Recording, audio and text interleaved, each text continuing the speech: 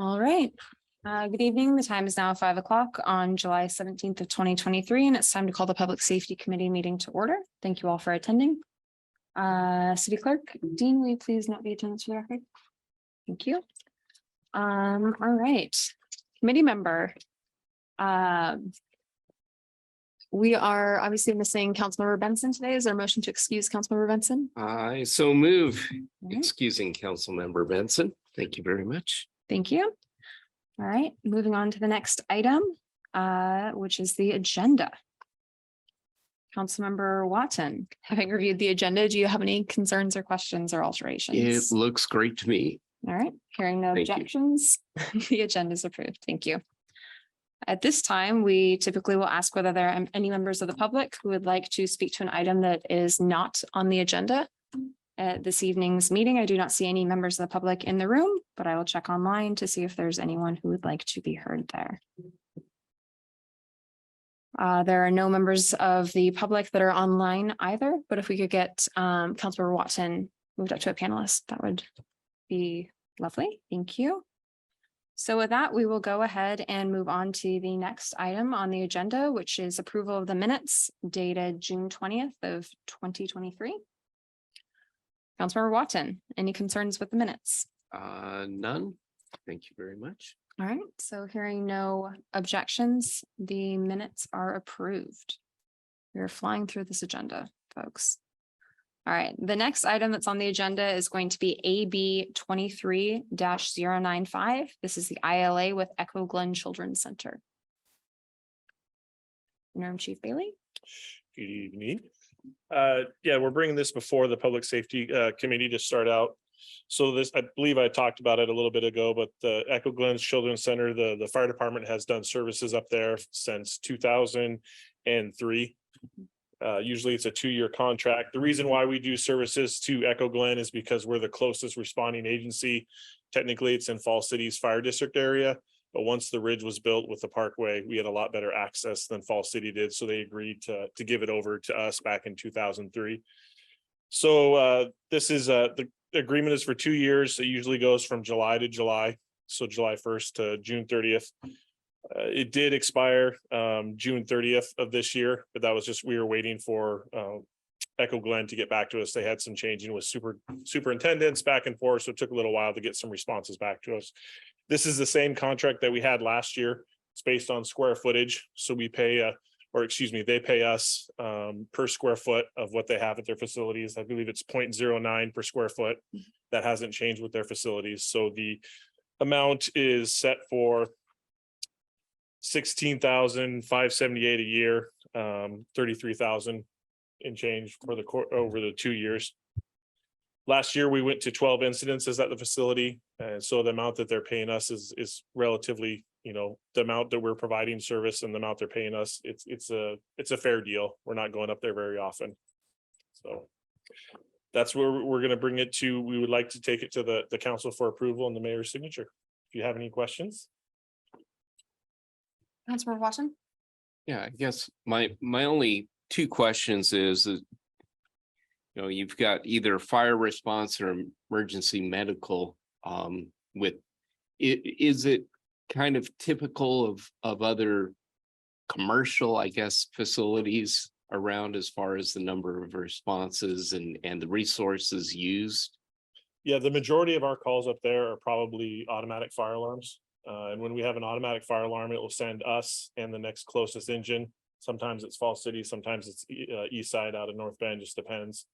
And usually that's sometimes they'll call us on the way up there and tell us, hey, it's a false alarm, you don't need to respond. Sometimes we get to the scene and then they'll lead us in by the security guards will take us into this facility. Medical calls, the majority of the medical calls, we are going to the nurses station at the main office. They call because they have somebody that needs to be transported. Usually we don't usually handle where we're going out to the cottages. Most of the time it's a case of where they need to be transported off. So there are times where we've had more serious calls up there, but the majority of them are people that are in the nurses facility already that need to be transported off site. Thank you. Right. I think that my questions have mostly been answered.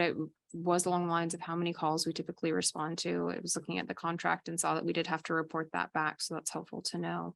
The other question that I had is I know that a lot of what the fire department does is you go out and you check and make sure that they've done, or maybe it's building officials, that they're storing their fire alarms, things like that safely. Do we also do checks over there, or are those handled?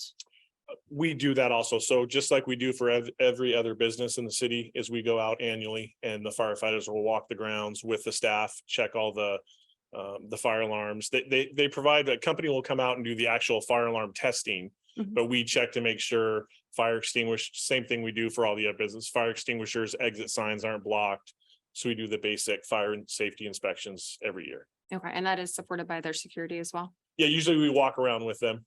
Yeah, Okay. they, it's a case we schedule ahead of time and they'll walk around the sites with us and we point out, if we notice anything, so that way we can talk right to them. Mhm. And tell them, hey, this needs to be fixed. We need this on this. And they're usually pretty responsive about it. Okay, wonderful. Thank you. I don't have anything further on that one then. I'm good. Thank you very much. Thank you. All right. Shall we move it to consent? Yeah, Jen, I think on that's an this? appropriate one. Yeah. It's been in place for a long time. There's not substantial differences. And the other justification for that is this is the cost that the state provides everyone in these ILAs. Is that correct? Oh, I'm sorry. I should have asked that question. You mean in regards to their formula? Yes. Yes, that's what I was understood. I've put in some emails to them trying to get a little bit more information about how often they look at that number and how often it's changed for inflation. But that's what we were told, is that it's the standard contract they use for everybody. And if you look at it, back in around 2014 is when they went to that one. Before that, we were just getting a flat $5,000 fee. So went up significantly from that. Mhm. And the way I also look at this too is because we are the closest unit responding, even if the city decided not to sign a contract with them, it would revert back to Fall City. We would still be responding because both Fall City, us, most of the departments around here go with the closest unit response, which is better for the citizens. So if we did decide not to sign the contract, we're going to revert to Fall City, but because of the mutual aid with Fall City, we're going to respond there anyway. And we wouldn't have the benefit of the funds to the city. The compensation. Yep. All right. Thank you. Thank you. And Interim Chief Bailey, I believe you're up next as well for the 4th of July report. Thank you.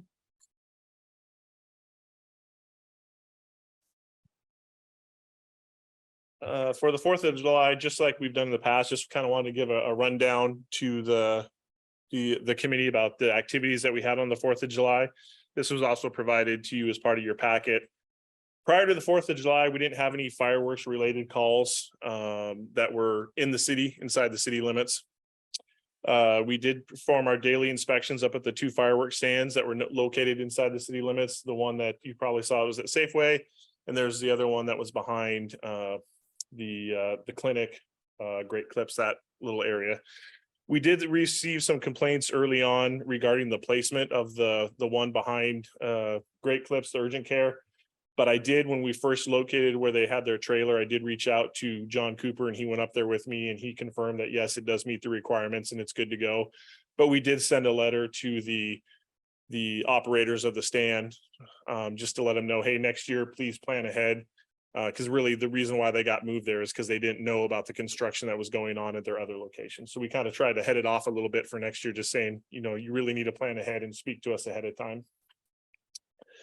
Most of the infractions we had were dealing with cardboard storage or access to the stand. And usually after a day or two, that's all cleaned up of the firefighters being out there.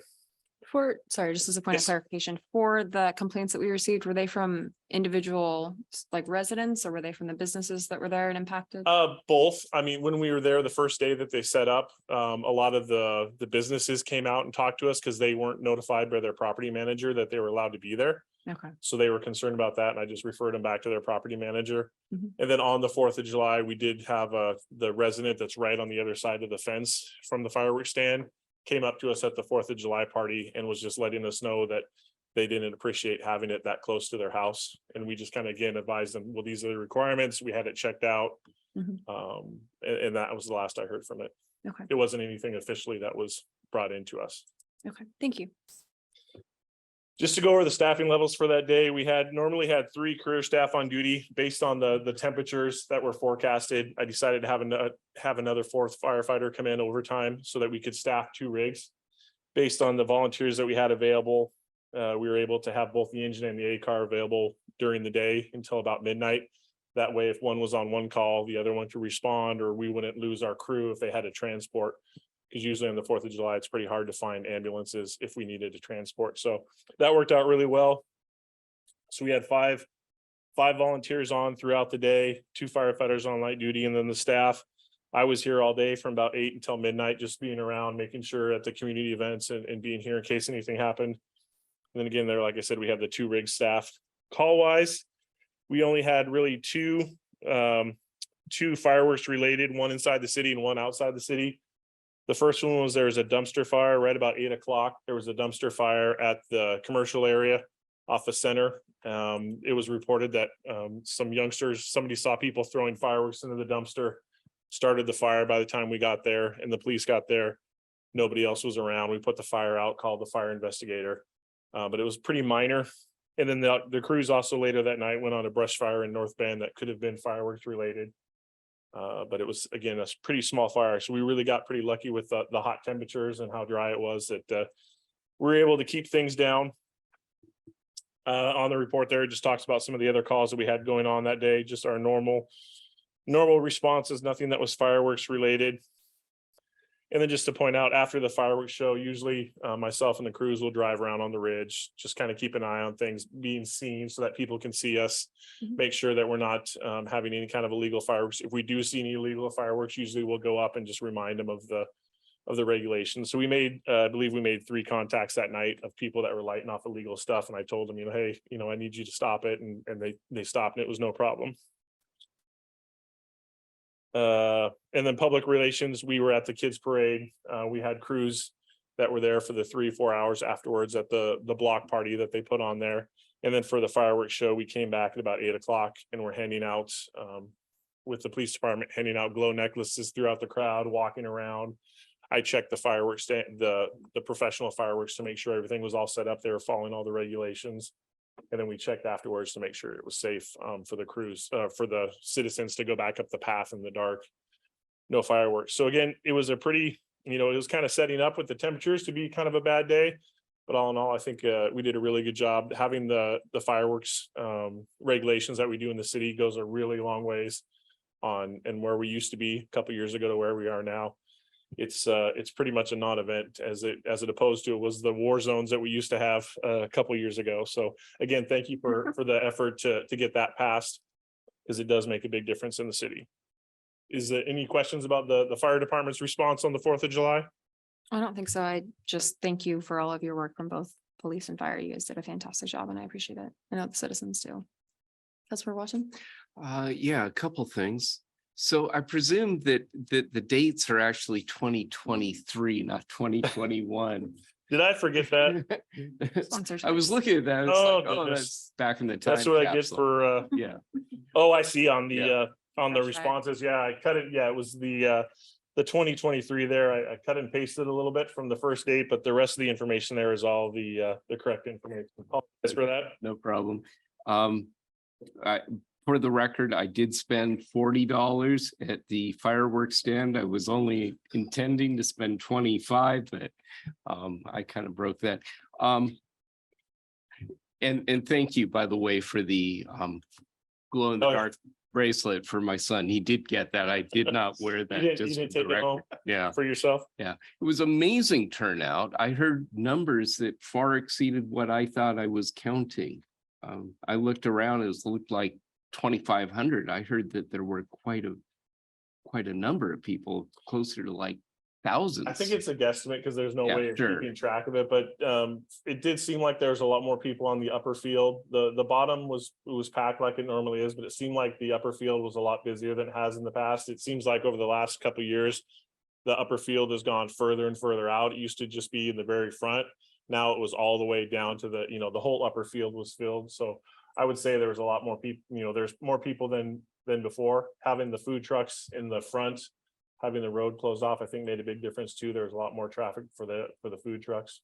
I think the other point is, we can have safe events with a lot of people at the same time.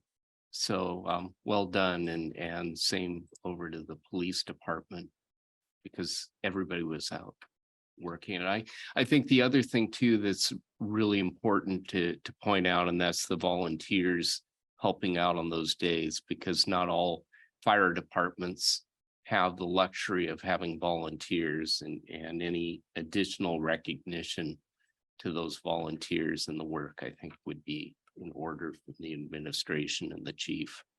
Yeah, it was great because we wouldn't have been able to have the presence that we did at the community events without them. Because while they were at the community events, while I was with them at the community events, the crews were out running calls. So we wouldn't have been there if we didn't have the volunteers. And the same thing, we wouldn't have had, either we wouldn't have had 2 rigs staffed the whole day, or we would have had to, we would have had to probably mandatory some of the career firefighters to come in to make the staff both rigs up so that both were available. So yeah, it was a great help having the 5 that were able to put aside some of their own celebrations to come and hang with the city. And the city bought them dinner, so I made dinner for them, so we're good there. So everybody was job. happy. Well deserved. Yeah. Thank you. All right. The next item on the agenda is the score jail amendment. Before we start that, I can expound on our 4th of July as well, Please. do. while we're still kind of close to that item. So on the 4th of July during the day shift had 3 officers and a sergeant. And then we had the night shift come on with 3 officers and a sergeant at 5 o'clock. I was part of 6 officers that were on overtime for the actual event at the fireworks at the park. With all of those people, we had no calls for service at the event. We were notified within the event that some juveniles had climbed up on the roof of the school right prior to the start of the fireworks show. But by the time we got over there, there was nobody on the school building. We did respond for the 24-hour period of the 4th of July to 8 fireworks complaints throughout the city, 6 over in North Bend. The officers that were working the road in the evening got stretched pretty thin really quickly when we had 2 DUI accidents at the same time over in North Bend. So that we had to call state troopers to come in to help process one of those. We made the arrest and did the accident portion of that one. But we'd had 2 in custody from injury accidents on that at the same time. On top of it, the Snoqualmie guys were running calls a call for a little while for disturbance at a party on the ridge. Some our normal type of stuff that you would expect during a warm weather evening on a holiday. So we were able to, about 10 minutes before the end of the fireworks show, I remained inside the park by the front, the driveway leaving the community center. And I sent all the other officers to their cars and moved out onto the parkway. This was the first year that we have actually turned off the traffic signals at Fairway, Center, and Douglas. We set up cones to where you could only turn right coming off of those streets. And we actually had officers at every intersection directing traffic. We were able to get all of those people off the property and out and open up the intersections in 40 minutes. Wow. Yeah. And we didn't receive 1 complaint, no 911 calls about traffic. We tried to keep the traffic moving as best as possible. So that's my 4th of July update. It was fun. It was my first event there. So it was I spent most of the day there. So it was fun. Good. I appreciated you volunteering as well. Oh yeah. That was lovely. Yeah. That's where we're watching. Yeah, do you think, Chief, that next year that we might want to consider having extra officers brought in, or was it sufficient with what you had as far as resources in I think- managing the event? I think with what we had and the amount of law enforcement activity being 0. I thought we were right where we should be. In the future, it's one of those things where you have to weigh the possibilities, and, you know, I'm hoping that by the 4th of July, we have more people on within our own agency that we can supplement as well. If we're putting on extra people on the road instead of for the event, I think that would have helped. But when you're working with a set number of bodies that you can pull from, Right. that was pretty much everybody working that day that we had. So, Well done. thank you. Okay, so the SCORE jail housing agreement. I hate bringing things to you guys where there's really no choice. But I stood here a few months ago and pretty much said the same thing about the jails where we don't have enough other options. So we got a letter from SCORE saying that their rates are going to increase. We had just signed the agreement with them back in November. And on the first slide, you can see what we're operating under right now. These also had gone up from 2022. So it seems like this is going to happen for a little while here each year. The next slide shows the increases on what they're proposing. And from going from $50 to $65 for the actual booking fees. And then those bottom ones are a 3% increase on the general population non-guaranteed beds. We do not have guaranteed beds at SCORE. So if we were to do that, it would cost even more to have those beds guaranteed, and we try not to use them as much as possible. So it doesn't make any sense to have guaranteed beds there. The mental health beds and the medical, there's a bunch of different medical beds, but I researched what we're using, and it's usually the acute beds. There's different medical issues that fall into different categories, and that's the one we use the most. All of those prices for the non-guaranteed beds, the mental health beds, and the medical beds are 3% over what they are right now, what we're paying. And you can see the quote on the bottom. This was from the actual director of SCORE, saying that approximately 90% of SCORE's population require either medical or mental health services while in custody. Kind of giving the reason why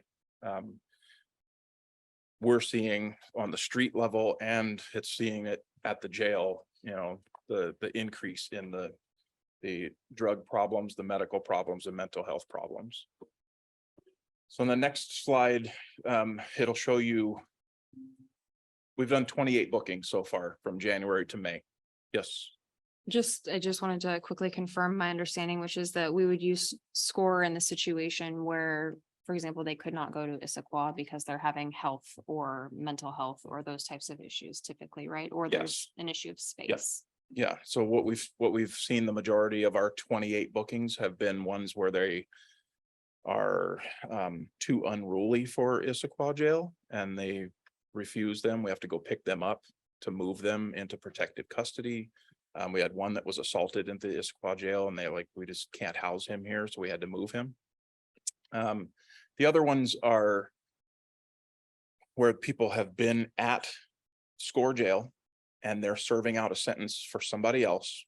Yet they have a North Bend warrant or an Issaquah, or excuse me, a Snoqualmie warrant. And as soon as they're done, we get a phone call from SCORE saying, we're getting ready to let this guy go. Would you like to rebook him? Well, if it's a warrant that we're interested in, which most of them are, we'll say rebook. And then when we have manpower, we'll try to go pick them up and move them out to Issaquah.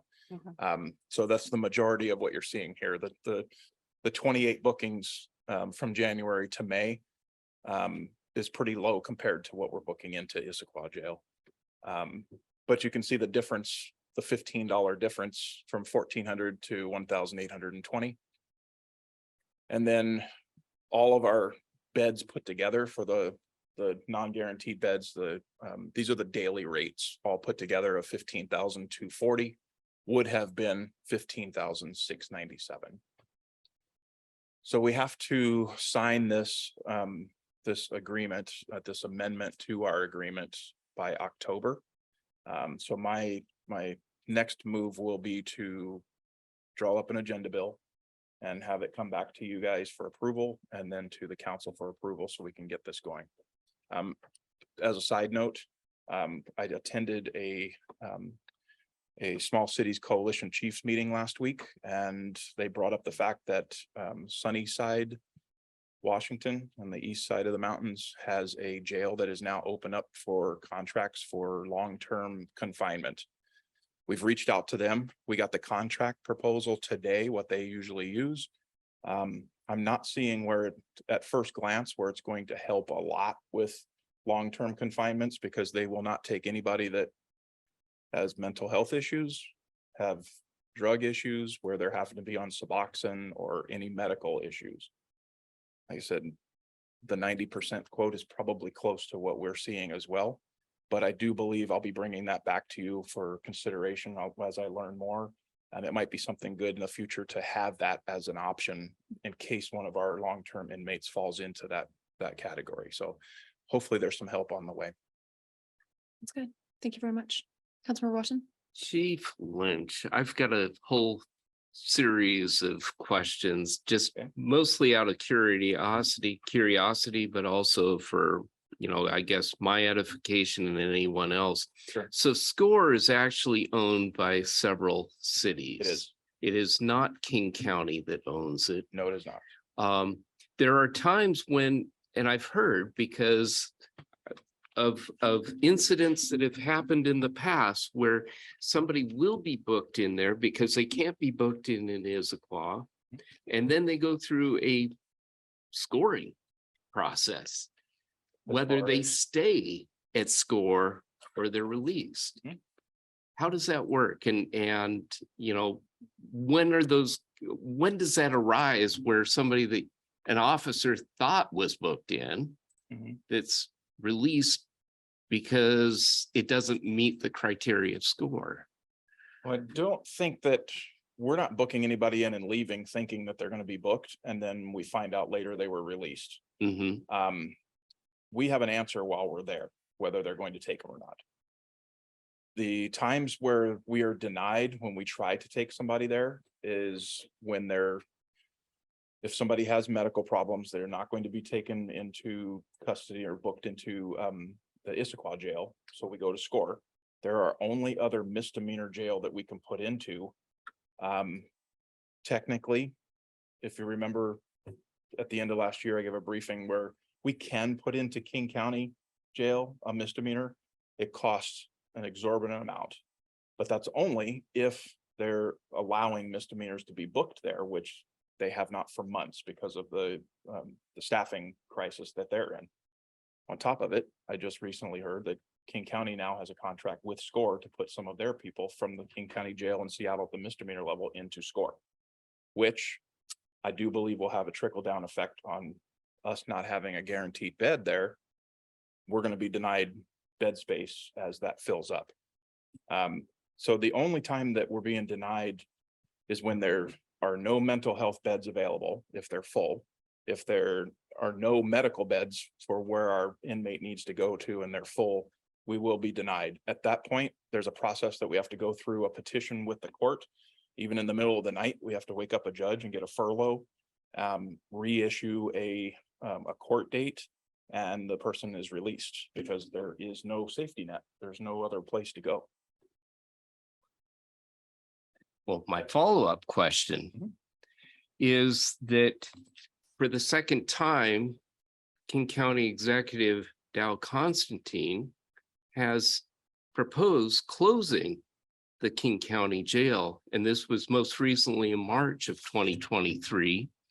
And my question to you, if that happens, how is that going to potentially impact us and the 1,200 up to 1,200 inmates that are currently being housed in the King County Jail? Are our options going to become more limited? And at some point, are we going to need to prioritize setting aside, a certain number of beds to make sure that the people who are arrested are properly housed? I think the most concerning portion of that question is what we would do with our felony arrests. And our felony arrests go up every year. The amount of violent crime across the state has gone up. The I'm sure you're aware of it was in the news last week, the stats for crime increasing across the state. We are running into more opportunities to arrest felonies. If we don't have the King County Jail, I really don't know where we're going to put them because we don't have another felony facility. So that to me is problematic. I don't know how they could possibly not give the citizens of the county some sort of other option. You know, to leave us holding a felony arrest with no place to put them is not feasible. So. Okay, more on that. To be in continued. months to Yeah. come. Right. Yeah. Thank you. All right. In that case, the next item on the agenda is the electric bicycle briefing. So, over the last couple of months, I've received, I believe, 3 emails from citizens about concerns with the electric bikes and scooters. Specifically, on the ridge and down the center and onto the parkway, coming off a fairway, running red lights, at high speeds. So we put together, this PowerPoint, and it was because I asked a couple of officers, what do we need to do to address this? And they came back to me and said that we believe that we don't need to do anything new as far as any added laws or ordinances, that we have ones that are available. We just need to train the officers to know what they're seeing. I didn't know about the different classes in motorized scooters and electric bikes until I saw this. So I wanted to run this past you guys for your education, and that way we can, at the end of this, we can discuss the next move and what I would like to do. So in the first slide there, we have some definitions about what an electric assisted bike is. The big one in the middle that I want to draw your attention to is that the electric assisted bicycles electric motor must not go over 750 watts. That's really low compared to the ones that we're seeing now that look like motorcycles and dirt bikes. Those are new to the scene here over the last few months. And you'll see where they fall in being legal or illegal. Under the next slide, you can see RCW breaks it down into class 1, 2, and 3, and it'll show the maximum speeds.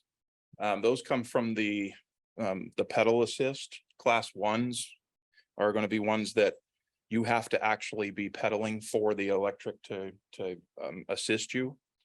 Class 1s are no throttles and or buttons to make the bike accelerate. You actually have to still act like you're on a bike and actually pedal for it to go. And the next one, it'll show you the that's what the class 1s look like. We can go to class 2s. But class 2s go a little bit faster. They do have a throttle, but they do require the rider to pedal in order to accelerate.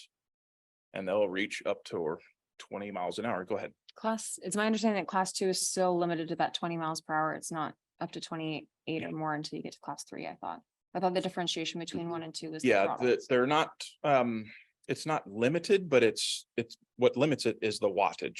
Okay. Okay. So these are still legal to have. Okay. And I'll show you how RCW and city ordinance governs these here in just a minute. We move to the next one. Class 3s. These are going 28 miles per hour, upwards to 28 miles per hour. They will stop assisting the acceleration at 28 instead of 20, so you can go faster on those. And they've also got the speedometers. So we're talking expensive bicycles for this. Go to the next one. Here's the ones. These are the ones that are illegal everywhere. You cannot have these off of your front lawn. There's nowhere that you can ride these and actually be legal. You look at the wattage on the last bullet point, they can go up to 6,000 watts, travel up to 50 miles per hour. They are electric. They are not gas powered. You technically don't need to have any formal training to purchase these or ride these. This is where we're seeing the influx where parents are putting young teens onto these. I've personally, out of the 3 emails that I've had from citizens, 2 of them described bikes like this. We've had a couple of them contacted recently by officers that were riding down the side of the parkway on the shoulder at going well over the posted 40-mile-an-hour speed limit. Go to the next one. We can skip that one. Go ahead. Okay, so the class 3 bicycle laws. These are ones that are going to govern how we enforce these. Persons under 16 years of age may not operate a class 3. I did not know that until we started down this process either. You have to be over 16. Go to the next. So on the bottom bullet point, the label printed in Arial font and at least 9-point type that contains classification number, top assisted speed, and the motor wattage. This is what we're looking at and looking for when we make a stop on any of these bikes. Everything post 2018 has to have those on there. It's all the law that you have to have those. Go to the next. So we found on the Snoqualmie Municipal Code that it says that for the purpose of this section to operate in a negligent manner, it's illegal to operate any of these motorized scooters, wheeled recreational devices. That all falls under class 1, 2, or 3. And you cannot operate these in a negligent manner. And it goes into in depth about what negligent manner means: to endanger, be likely to endanger any person or property, or to obstruct, hinder, or impede the lawful course of travel. That's what we're finding a lot is on the sidewalks where people are having to jump out of the way. That's illegal. You can't do that. Alleys, public streets, sidewalks, parking areas, trails, or public parks within the city of Snoqualmie. I've been racking my brain about where you can actually put one of these other than what's already listed in here, and that I don't really see that you can have those ones that look like motorcycle dirt bikes, not within the city. What's the Unless next you're on my street. one? Exactly. So the overview, they have got to be below the 750 watts. That was the big takeaway on this, and it's the easiest way for us to figure out when we see something in violation. When we stop them, we can look for those stickers. We can try to find out if they're older than 2018. The officers are using their in-car computers to Google what that make and model would produce for wattage. Go to the next. Okay, so what we found was that while the problem seems to be new or in our face because we're getting more incidents, we've had somebody get knocked down. During that incident, the fire department nor the police department were called. It was somebody that went to the hospital by themselves. We did end up tracking that person down and speaking to them about the incident. We documented that incident. It seems to fall under a violation of the Snoqualmie city ordinance about the negligent use of those motorized vehicles. So what we found was a lot of ignorance when it came to police officers, because I didn't know, and it was something that we really needed to dive into. We created this PowerPoint as a squad level training for our officers, so they know for fact what the laws say, where, what's a violation, and if they do see a violation, how to react to it. We are working with the city prosecutor's office, which we have not been able to land on a consensus yet, because we're trying to find out from other agencies, other cities, how they prosecute these. Would it be the juvenile that gets the ticket, or would it be the parents that get the ticket? Those are logistical things that we have to work out. Right now, what we're operating under is a education process. We're trying to, the ones that we stop, we educate, you can't do this. You can be charged with a crime. It's a violation. Take this home, walk it home. And then we're reaching out to parents to try to do that. To further get the word out and to do an education campaign, I would like to work with the ROA to assist in getting the word out to parents, because I'm sure I didn't know this. And if I had a kid that saw this and wanted one and I could afford it, then I think it's pretty cool. I'm sure they did the same thing. So we're going to try to push out on social media. We're going to try to push out through the ROA to get the word out to as many people. I also have ambitions to contact middle schools and the high school come September when people are back into school, to try to push out, flyers maybe on this, so the students actually know, what the cans and can'ts on this. So that is the plan. I don't believe that we need to add language or add ordinances about this. I believe we already have the tools in here to combat this. Thank you. Any questions? Councilmember Watson? Yeah, I guess my inclination is we need to do a lot of public education on this, and if it could be through utility bills, might be one way of educating folks. I'd like to see that. Secondly is, since we're having the meeting here, I would imagine that North Bend might have similar concerns as well, and that will be communicated over to them, so there's consistency between the two cities. Oh, yeah. and make it easier for your officers. They too have, their language is is worded differently. However, it still hits on the same thing. I don't believe we're going to add any ordinances in North Bend to make it to where it's consistent. It still says the same thing. We just had one of these motorcycles run from an officer last night behind the Safeway over in North Bend, and took off through backyards and side streets and got away. So it is a problem in both cities. And as far as getting the word out to greater numbers, I'm always answering emails and phones from media when they want something. So I'm going to be wanting something. And I believe putting out a news article in the newspaper and the local newspapers and trying to reach as many people is what my goal would be for this. Follow-up question to that, Chief. What percentage of these are under 16 and over 16? Just in your observation or your gut feeling?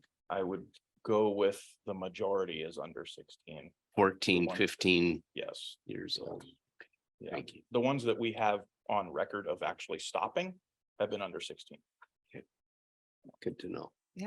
We get 911 calls periodically. It hasn't been an overwhelming flood of 911 calls, but by the time we get there, they're gone. It's a moving target, and they're not on the roads. They're usually on the side streets and alleys and parking lots. And by the time we do an area check, they haven't been there. And it's my understanding that it is a very small subset of folks that are doing it.